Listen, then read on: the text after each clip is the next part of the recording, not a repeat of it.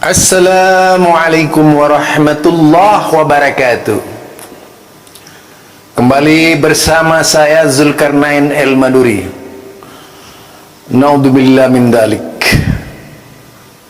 Saya berduka cita dengan kecerdasan Sani Oye. Mudah-mudahan Allah memberikan petunjuk. Ternyata Sani Oye itu tidak paham ilmu hadis. Ini terbukti sekali. Saya pikir dia orang pandai. Kayak kalau kita lihat orang Arab itu hanya tahu Arab, ya orang Arab ini hanya tahu Arab, tapi tidak banyak yang tahu Islam. Sama dengan Sani Oye, orang yang bisa membaca kitab kuning, tetapi tidak paham hadis. Bayangkan dia tidak mengerti istilah Hasan Gharib, nggak ngerti, ketawa-ketawa malah. Makin menampakkan kedunguannya sebagai seorang anak muda yang katanya mengerti ilmu nahu, ternyata gobloknya luar biasa, saudara. Saya padahal membicarakan sanad sama sekali tidak disentuh. Yang dikritisi itu bacaan saya malah, kan lucu itu.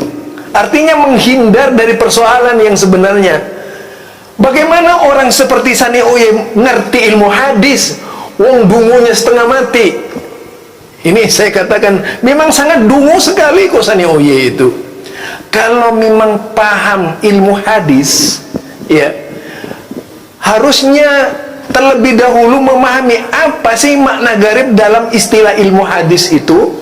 Itu yang harusnya ditanya. Apa makna gharib yang biasa dipakai oleh Imam Turmidi? Ingat, kata gharib itu selalu dipakai oleh Imam Turmidi. Istilah ilmu hadis bukan gharib dalam pengertian asing, bukan. Dalam pengertian istilah ilmu hadis, gharib itu artinya dhaif. Satu. Kemudian yang kedua, Sani tidak menyentuh aspek persoalan mengapa kemudian hadis itu dilemahkan. Bagaimana orang seperti Aswaja seperti Sani akan mengerti ilmu hadis? Wong belajarnya di pasar, belajar agama. Tentu saja tidak akan pernah mengerti ilmu hadis. Ini yang tentu menjadi sorotan saya. Yang sok mengerti, sok paham, kenyataannya tidak paham sama sekali. Padahal saya mengkritisi orang-orangnya hadis itu tadi. Dari salah satu rawi yang menjadi penyambung kepada, yaitu Imam Tirmidzi. Di antara salah satunya itu sudah dijelaskan keberadaan orang itu. Tapi bagaimana seorang Sani Oye akan mengerti ilmu hadis? Dia boleh pandai dalam ilmu tahu, dalam ilmu nahu, ya, apalagi ilmu tahu itu dia lebih paham itu. Tetapi dalam persoalan esensi yang sebenarnya berkaitan dengan aspek pemahaman sanad tersebut, dia sama sekali tidak paham ilmu hadis. Kalau bertemu dengan ulama-ulama hadis pasti ditertawain ucapan Sani Oye itu, karena memang menampakkan kedunguannya sebagai seorang Sani Oye. Lalu dia ketawa, padahal ketawa atas kedunguannya sendiri. Ya Allah, naudzubillah min dalik. Saya berlindung dengan kedunguan Sani Oye. Bagaimana dia bisa memaparkan? Saya berbicara sanad, dijawab dengan bukan sanad.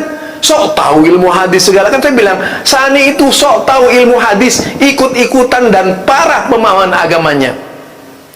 Sekali lagi, saya parah pemahaman hadisnya. Pantas saja di Aswaja banyak mengamalkan hadis palsu, hadis lemah, karena orangnya rata-rata seperti Sani Oye. Kalau sudah rata-rata seperti Sani Oye, bagaimana dia bisa memahamkan agama dengan benar kalau hadisnya itu tidak benar yang diberikan kepada umat?